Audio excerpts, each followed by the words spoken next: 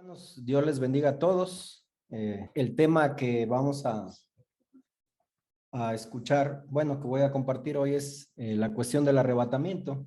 Como saben la mayoría de los que nos escuchan, pues tenemos más de 25 años que estamos compartiendo la profecía con hermanos de diversas denominaciones, no solo con cristianos hablando de pentecostales, bautistas, adventistas, metodistas y los derivados de las denominaciones, ¿no? Con la intención de apercibirnos, de apercibirlos, de que nos preparemos para un tiempo en donde nuestra fe va a ser probada y por ende tenemos que ser hallados fieles. Es importante este tema de la cuestión del arrebatamiento porque vamos a ver en el tema que hay diferentes posturas con relación al arrebatamiento y debemos de entender que cuál es en realidad la versión correcta o la postura correcta. Eso es lo que vamos a ver hoy. Y este acontecimiento, hermanos, pues es profecía. Cada denominación defiende su versión acerca de este acontecimiento. Repito, cada denominación defiende su versión con relación a este acontecimiento. Pero aquí surge una pregunta, hermanos, hablando de los pastores que dan este tema. Hablando de esos pastores, cada uno, pues todos tienen comunión con el Señor. Están basados los mensajes en la palabra de Dios. Sin embargo, si están todos en comunión con el Señor y todos los mensajes están basados en la palabra de Dios, ¿por qué son tan diferentes? Esto ya lo hemos visto en otro tema que es de las señales acerca de la venida, las señales que tendrán lugar antes de la venida de nuestro Señor Jesucristo. Por acá vamos a dejar el link de ese tema también para los que gusten verlo, puedan verlo, ¿no? Y bueno, la respuesta con relación a las diferentes versiones tiene que ver con la versión humana, con la interpretación humana, donde alguien que estudie algún acontecimiento del futuro, de la profecía, pues va a externar lo que humanamente ha entendido, salvo que el Señor se lo revele. Y aún más, habrá gente que diga es que así me lo reveló el Señor, pero dice la Escritura, en Amós dice que no hará nada el Señor sin que revele su secreto a sus siervos los profetas. Bueno, pero eso ya es otro tema. Vamos a iniciar. Hay varias posturas, hermanos, varias posturas que hablan acerca de este acontecimiento del arrebatamiento. El tema es la cuestión del arrebatamiento. Hay diferentes posturas, lo vamos a ver en unas diapositivas más adelante, pero principalmente, hermanos, las más fuertes, las que tiene mayor número de creyentes, son estas tres posturas que estamos viendo aquí. Y la que tiene el mayor número de creyentes en esta postura es la que es antes de la grande tribulación.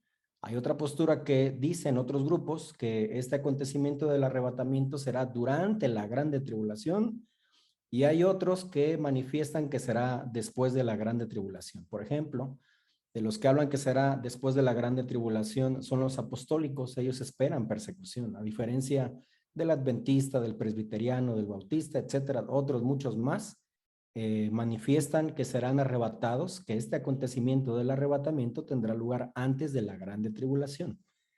Bueno, eso es las tres principales posturas. Pero en realidad, hermanos, el arrebatamiento de la iglesia será después del milenio, hermanos. Esa es en realidad la postura correcta. Lo creamos o no, hermanos, eso es lo que vamos a ver en este tema, hermanos. Así está plasmado. Y esto es profecía, y la profecía dice la escritura que es dada, hablando de los misterios, que es dada a apóstoles y profetas. Hay 12 misterios en la escritura: el misterio de Dios, del Padre, de Cristo, el grande misterio, el misterio de su voluntad, de la fe, de la piedad, de la iniquidad, el misterio del pueblo de Israel, el del evangelio, y se me escapa uno, me falta uno, y la resurrección. Así es, gracias. Así es. Entonces, el conocimiento de estos misterios arma una justicia de Dios, un orden cronológico. Y ese orden cronológico es lo que vamos a ver hoy. Bueno, entonces, el arrebatamiento de la iglesia es después del milenio. Dice la iglesia, hermanos, este acontecimiento, la iglesia será levantada del polvo para reinar en el milenio con el Señor Jesucristo.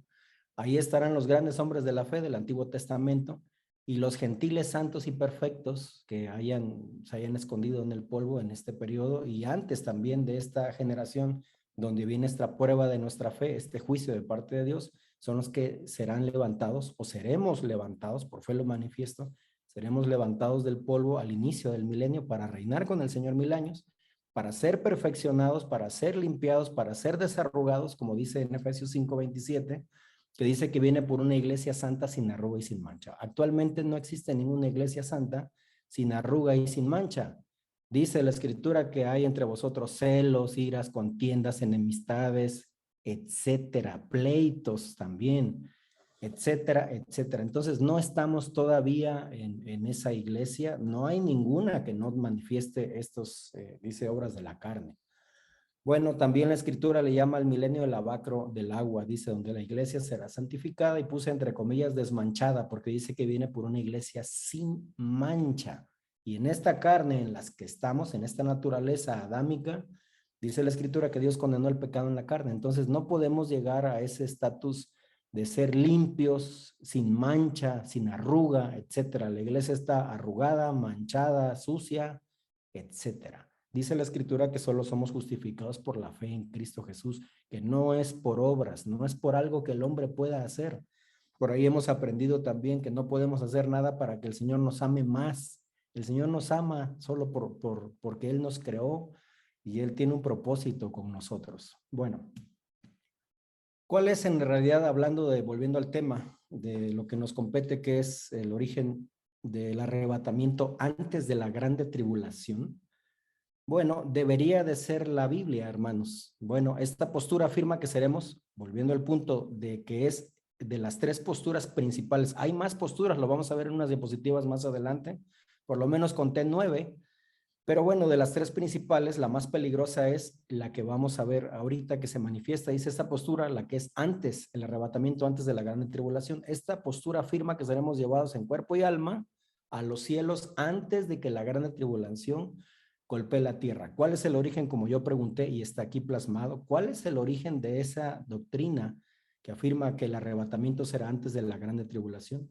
Bueno, el origen, hermanos, debería de ser la Biblia, pero no lo es así. Hay estudiosos, teólogos, estudiosos de la Biblia, que no saben con exactitud cuándo va a ser ese acontecimiento. Es un acontecimiento futuro. Y esos serie de acontecimientos futuros incluye el levantamiento de la iglesia. Bueno, aquí queda un poquito chiquita la letra, pero al menos hay 8 o 9 posturas, hermanos, con relación a ese acontecimiento del arrebatamiento. Fíjense, 9 posturas u 8 posturas que están aquí. Eso está en internet, en la wiki. En la Wikipedia pueden encontrar, si lo buscan, lo pueden encontrar cuáles son las posturas del arrebatamiento. Y bueno, aquí lo rescatable y lo que quiero mencionar, hermanos, que Dios no puede tener 9 verdades o 10 verdades o 3 verdades, solamente hay una. Y de todas esas, solamente hay una, hermanos, y eso es lo que vamos a estudiar hoy. ¿Cuál es en realidad la postura correcta con relación a ese acontecimiento del arrebatamiento? Bueno, como mencioné, en internet podemos encontrar diversos libros, diversas posturas. Hay mucha información con relación a estas, vuelvo a reiterar, a las posturas con relación al arrebatamiento antes, durante, después, e incluso en este texto manifiesta que será, otros dicen que es parcial, hay otros que dicen que es secreta, que será secreto ese arrebatamiento. Hay otros postmileniaristas también, lo menciona aquí en la wiki, y bueno, vamos a ver qué es lo que nos dice el Señor en su palabra. Con relación a un ejemplo que tomé, que ya tiene rato que lo conocemos, un ejemplo de un escritor que documenta de dónde salió el origen del arrebatamiento pretribulación, que es el más peligroso. ¿Por qué es el más peligroso de todos?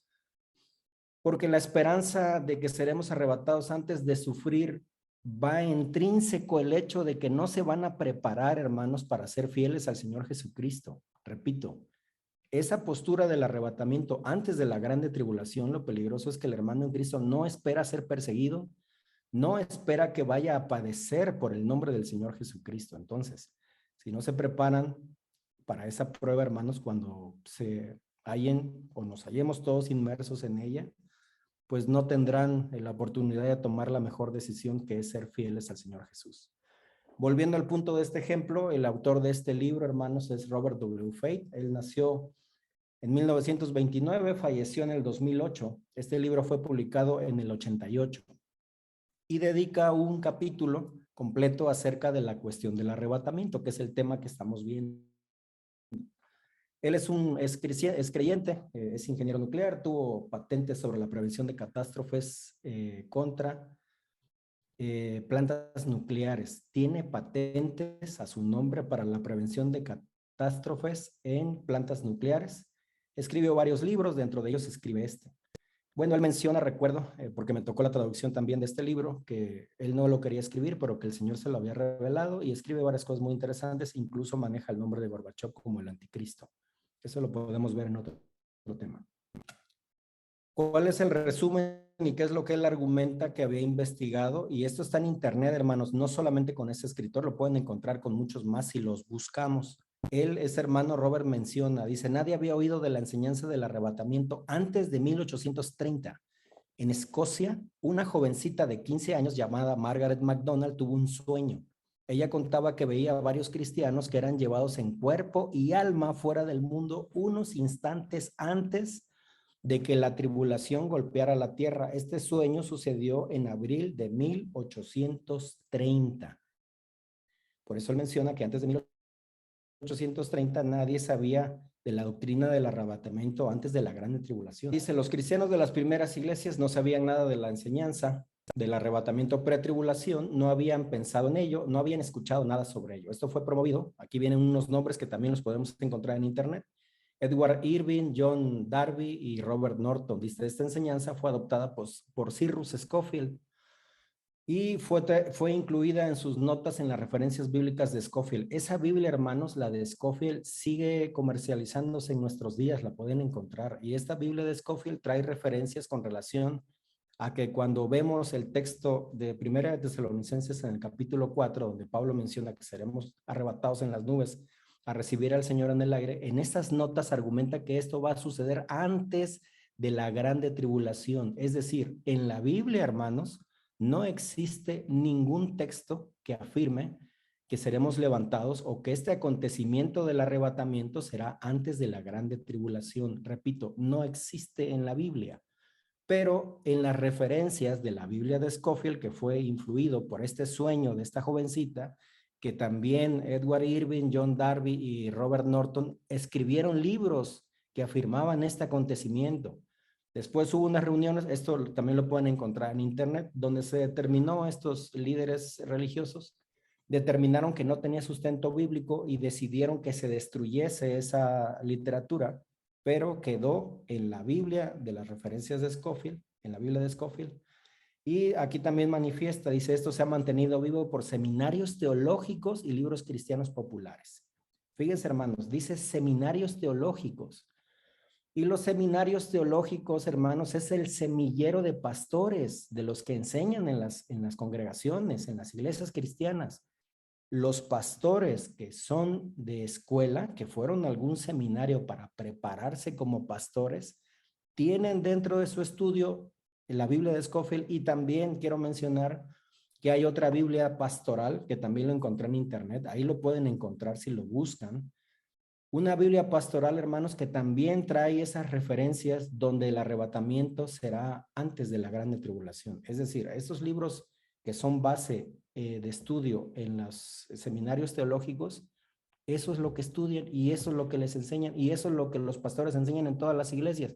Por eso es que es tan popular esa versión del arrebatamiento antes de la grande tribulación, que repito, no tiene sustento bíblico. Vamos a ver qué más nos dice la escritura. ¿Qué orden nos dejó escrito el Señor en su palabra como señales antes de su venida? Repito, ¿qué orden dejó en la palabra del Señor como señales antes de su venida? Bueno, estas señales son falsos cristos, falsos profetas, guerras, hambrunas, terremotos, grande aflicción, que es la grande tribulación, señales astronómicas en el sol, la luna, las estrellas, lo menciona, lo vamos a ver con los textos. Y después de todo esto, la señal del Hijo del Hombre se mostrará, es decir, la señal del Señor que vendrá de nuevo a la tierra. Ese es el orden, hermanos, en ese orden. Y Dios es un Dios de orden Y así está plasmado. Vamos a verlo. Con relación a la primera viñeta que vimos en la diapositiva anterior, que son los falsos cristos, en Mateo 24:5 menciona, dice, porque vendrán muchos en mi nombre diciendo yo soy el Cristo y a muchos se engañarán. Esto lo menciona también Marcos 13, dice lo mismo, que vendrán, que dirán algunos yo soy el Cristo, engañarán a muchos. Lucas también lo menciona. Con relación a los falsos cristos y falsos profetas, en Mateo 24:23, porque se levantarán falsos cristos, falsos profetas, darán señales grandes y prodigios, de tal manera que engañarán, si es posible, a uno de los escogidos. Esto mismo lo dice también Marcos y también lo menciona Lucas, la misma expresión. Con relación a guerras, pestilencias, hambrunas y terremotos, en Mateo 24:6 al 8 dice guerras, rumores de guerras. Adelantito puse con mayúsculas pestilencias. Si nos suena, bueno, pues ahora estamos en una pandemia, esas son las pestilencias, las pandemias, una enfermedad que puede transmitirse de manera muy fácil, aunque dicen por ahí algunos estadistas que en realidad el número de fallecimientos o decesos no llega en realidad a considerarse como una pandemia. Es decir, nos han hecho que nos quedemos en casa, nos han puesto un cubrebocas, nos han dicho muchas mentiras con relación a la forma de transmisión, etcétera, etcétera. No voy a ahondar mucho con relación a las pestilencias, pero ya lo estamos viendo. Hambres también, porque previo a la venida del Señor Jesucristo y en la manifestación de las dos bestias, el hombre no va a poder comprar o vender cuando se manifieste el anticristo, que también en unos textos lo vamos a ver aquí. Hambres, terremotos, y dice después principios de dolores. Esto mismo también lo dice Marcos en el capítulo 13 y también Lucas lo manifiesta en el capítulo 21. Con relación a la grande tribulación, no es juicio, que nosotros sabemos que es el juicio que anunciamos, que es para todos los creyentes gentiles, que se traduce en muerte. En Mateo 24:9 lo menciona, dice, os entregarán para ser afligidos y os matarán. El Señor no se anduvo por las ramas, manifestó directamente que vamos a ser muertos. Dice, y seréis aborrecidos de todas las gentes por causa de mi nombre. Seremos aborrecidos por causa del nombre del Señor, por ser cristianos, vamos a ser aborrecidos de todos. ¿Por qué? Ahora lo sabemos, se va a implantar una fe diferente. La marca, señal o número que se manifiesta con relación al anticristo en el capítulo 3, en el capítulo 13 de Apocalipsis, tiene que ver, estará condicionada con la adoración. Repito, la marca, señal o número que se impondrá en el tiempo del anticristo estará condicionada con la adoración a una imagen.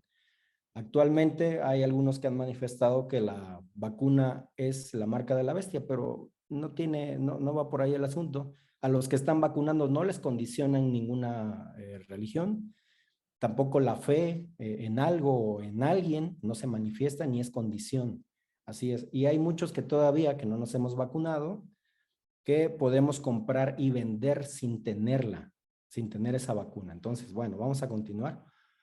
Esto que acabo de mencionar de Mateo 24, que seremos afligidos, también Marcos en el capítulo 13 lo menciona y Lucas también en el capítulo 21 lo menciona. Y algo muy importante, hermanos, en esta secuencia dice, veréis la abominación del asolamiento, que se refiere al anticristo, y dice que lo vamos a ver, hermanos. Y esta doctrina del arrebatamiento pretribulación afirma de que antes de que se manifieste el anticristo, nosotros, o el verdadero creyente, será arrebatado en las nubes. Entonces esto no es así, porque aquí dice que lo vamos a ver. Aquí en Mateo 24:15 dice, por tanto, cuando viereis la abominación del asolamiento, que fue dicha por Daniel profeta, que estará en el lugar santo, dice el que le entienda, entonces los que están en Judea huyan a los montes. Esto de que están en Judea se refiere al judío. Vamos a ver y entender por qué razón. ¿Por qué les dice que huyan? Esto de que veréis también lo manifiesta Marcos cuando vieres la abominación del asolamiento. Lucas también lo dice cuando vieres la abominación, cuando vieres a Jerusalén, fíjense aquí cambia, hermanos. Cuando vieres a Jerusalén cercada de ejércitos, sabed entonces que su destrucción ha llegado. Entonces, ¿por qué es que le dice a los que están en Judea? Nosotros no estamos en Judea, nosotros los gentiles no somos judíos, pero a ellos sí les va a tocar esta parte de que tendrán que huir. Dice, los que están en Judea huyan a los montes. Marcos también lo dice, los que están en Judea huyan. Y aquí en Lucas dice que su destrucción ha llegado. Entonces los que estuvieran en Judea huyan a los montes y los que en medio de ella váyanse. Y aquí entramos los gentiles. Y los que estén en los campos, dicen, no entren en ella. Así es, lo último es para el gentil, dice que no vayamos para allá. ¿Por qué? Porque va a ser destruida. Pero, repito, lo importante, veremos al anticristo, hermanos. Aquí lo dijo el Señor, el mayor de los profetas, así lo manifestó. ¿Qué va a pasar después de esa aflicción donde seremos muertos, seremos afligidos? Dice que es por causa de los escogidos, dice en el 24-22 de Mateo, dice aquí la escritura, después de la aflicción, señales en el sol y en la luna. Dice el 24-29, después, dice luego, después de la aflicción de aquellos días, el sol se oscurecerá, la luna no dará su lumbre, las estrellas caerán del cielo, las virtudes de los cielos serán conmovidas. Esto mismo lo manifiesta Marcos y también Lucas. Dice entonces aquí al final en Lucas, dice habrá señales en el sol, en la luna, en las estrellas y en la tierra angustia. Dice de las gentes, ¿por qué? Porque es el tiempo de ira, ese tiempo de oscuridad corresponde al tiempo de ira. Después la venida del Señor, después de esta de la manifestación del sol y la luna, entonces vendrá la venida del Señor. Dice el 30 en Mateo 24, y entonces se mostrará la señal del Hijo del Hombre en el cielo, y entonces lamentarán todas, dice todas las tribus de la tierra. No dice lamentarán los incrédulos, menos los que creyeron en mí. No va a haber fieles al Señor Jesús en el tiempo de la ira. ¿Por qué? Porque habremos sido muertos. Lo vamos a ver con otros textos. Lamentarán todas las tribus de la tierra y verán al Hijo del Hombre que vendrá en las nubes con grande poder y gloria. Esto mismo lo dice Marcos y también lo dice Lucas, que verán al Hijo del Hombre. Y aquí surge una gran pregunta, llegando hasta el punto donde veremos al Señor. La pregunta es, ¿dónde quedó el arrebatamiento en las señales antes de la venida del Señor? El mayor de los profetas en el sermón profético mencionó un orden, y ese orden es el que ya vimos, y lo manifiesta en Mateo, en Marcos y en Lucas. ¿Dónde quedó el arrebatamiento? En las señales antes de la venida del Señor. Por ahí me tocó alguna vez escuchar a un pastor que se refería a unos versículos más adelante donde dice uno será tomado, estarán dos en el campo, etc. Pero un versículo anterior dice, así será la venida del Hijo del Hombre como en los días de Noé. Él no estaba hablando del acontecimiento del arrebatamiento. En los evangelios no menciona el arrebatamiento. ¿Por qué? Porque no tiene lugar para estos tiempos. Es lo que debemos entender. Bueno, dice, retomando aquí el texto que ya, la diapositiva que ya vimos, dice, veréis la abominación del asolamiento. Quiero repetir esto porque nos vamos a referir a como el mismo Mateo, Marcos, Lucas lo menciona. Dice en Mateo 24:15, dice, veréis la abominación, repito, se refiere al anticristo, que fue dicha por Daniel profeta, los que estén en Judea huyan, etc. Pero en Daniel, haciendo la referencia de esta abominación que se refiere al anticristo, en Daniel 9:27 menciona, en otra semana confirmará el pacto a muchos, y a la mitad de la semana hará cesar el sacrificio y la ofrenda. Corresponde a los santos y a los perfectos el sacrificio y la ofrenda. Dentro del sacrificio también van los salvos. Dice, después con la muchedumbre, esta cantidad de gente que se van a juntar para hacer cosas abominables, que vendrán por esa abominación que es el anticristo, dice que va a ser el desolar. Y esto hasta una entera consumación. ¿Cuál es la consumación? ¿La consumación de qué? La consumación de los gentiles verdaderos. A eso se refiere. Por eso en Mateo 24:9 dice, os entregarán para ser afligidos y os matarán. Incluso, vamos a ver la diapositiva siguiente. Bueno, Daniel aquí en el 27 dice, habla de consumación y después habla de otra cosa y se derramará lo que ya está determinado sobre el pueblo asolado. ¿Qué es lo que ya está determinado sobre el pueblo asolado? El pueblo asolado, si antes habló de consumación y se termina, no puede continuar algo sobre un pueblo asolado. Si ya fue la consumación se refiere a los gentiles y este del pueblo asolado se refiere a lo que dice en el versículo 28. Y dice, hasta el fin de la guerra será talada con asolamientos. Eso dice Daniel 9:28.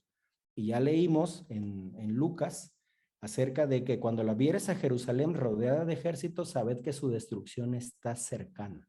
Entonces a eso se refiere, a que está determinada que el pueblo de Israel, ese territorio que corresponde a ellos va a ser destruido, va a ser talado. Con relación a esta consumación, en este capítulo 24 de Mateo menciona 2 veces muerte. Ya lo leímos en las diapositivas anteriores. En el versículo 9 dice, os entregarán para ser afligidos y os matarán.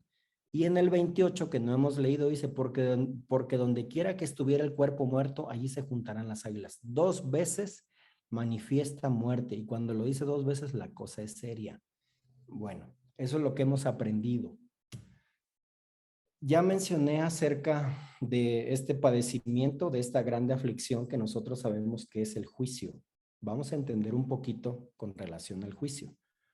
Dice aquí el juicio de Dios, desconocido por el pueblo de Dios. Aquí en Jeremías 8:7 dice, aún la cigüeña en el cielo conoce su tiempo, y la tórtola y la grulla y la golondrina guardan el tiempo de su venida. Dice, mas mi pueblo, perdón, mi pueblo no conoce el juicio de Jehová.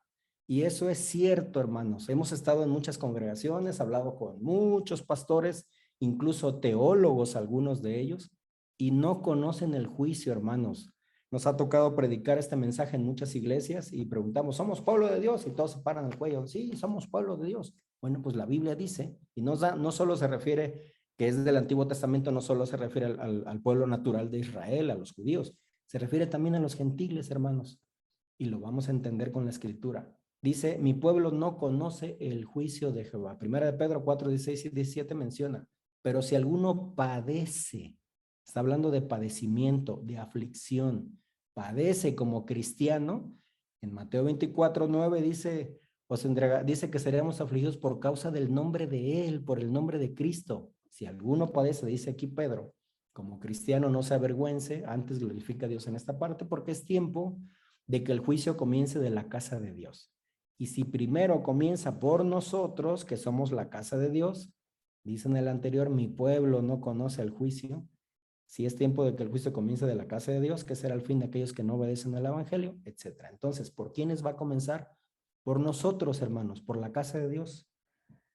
Bueno, con relación a este juicio que anunciamos, que debemos entender que es desconocido en el pueblo de Dios, debemos entender que ese juicio es la grande tribulación, hermanos. A esto corresponde. ¿Y en qué va a terminar? Como ya lo leímos también, en una consumación, en una entera consumación, dice Daniel, consumación de todos los creyentes. Terminando esta consumación, hermanos, vendrá el tiempo de oscuridad.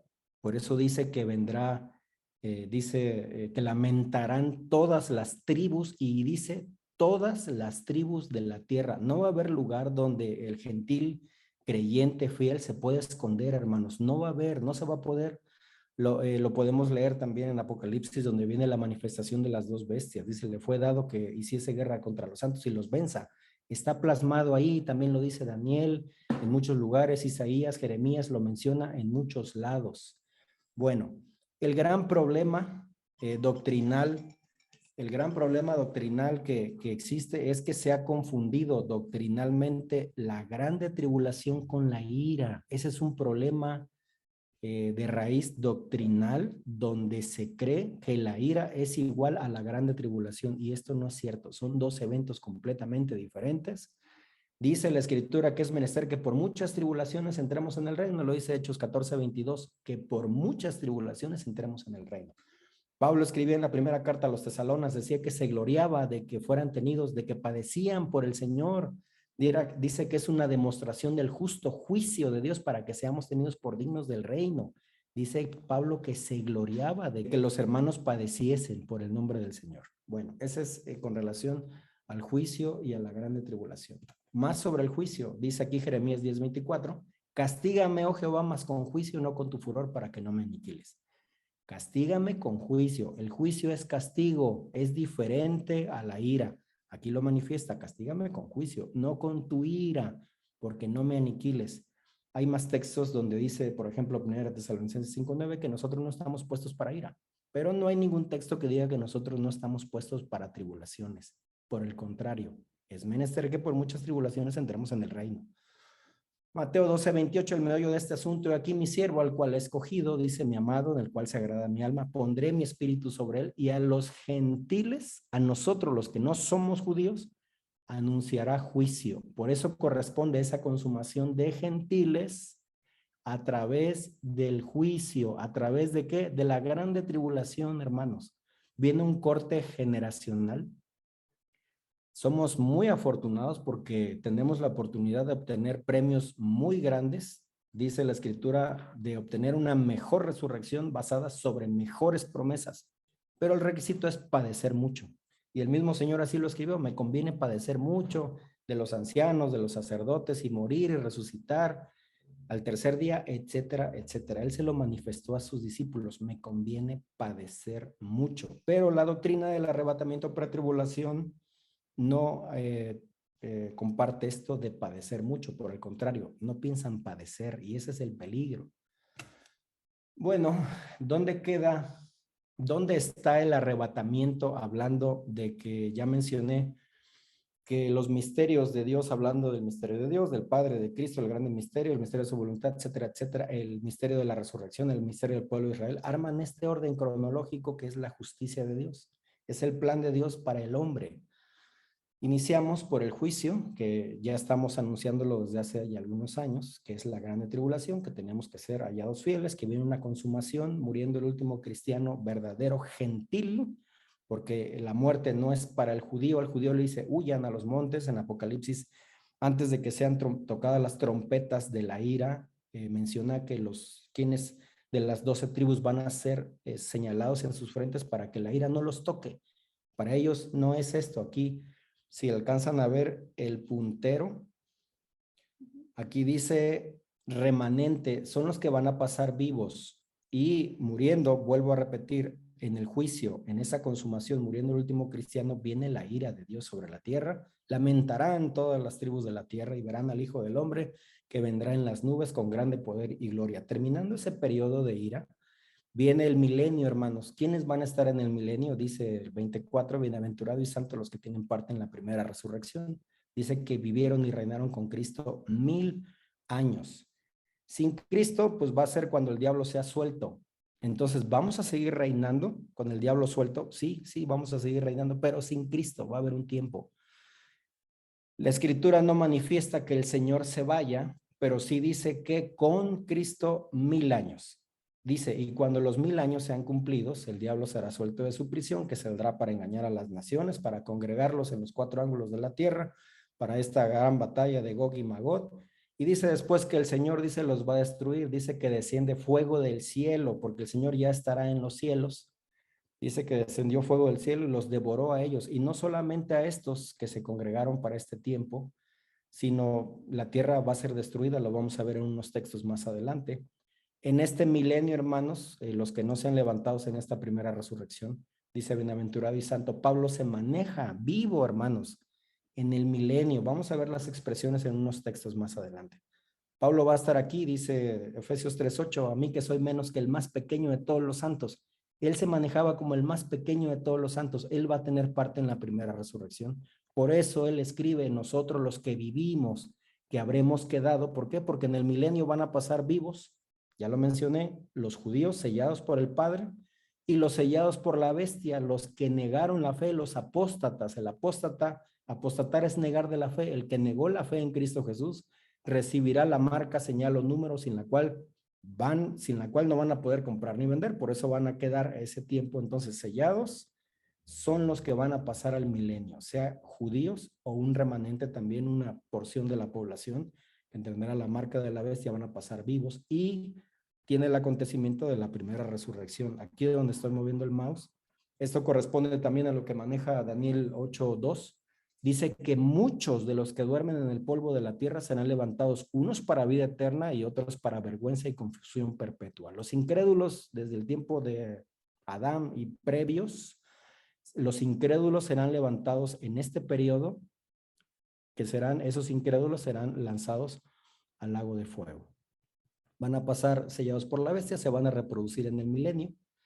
Al final de los tiempos, al final del milenio, Satanás será suelto de su prisión, ya lo mencioné, y dice en el mismo capítulo 20 de Apocalipsis que descenderá fuego del cielo y los devorará a ellos, y no nada más a ellos.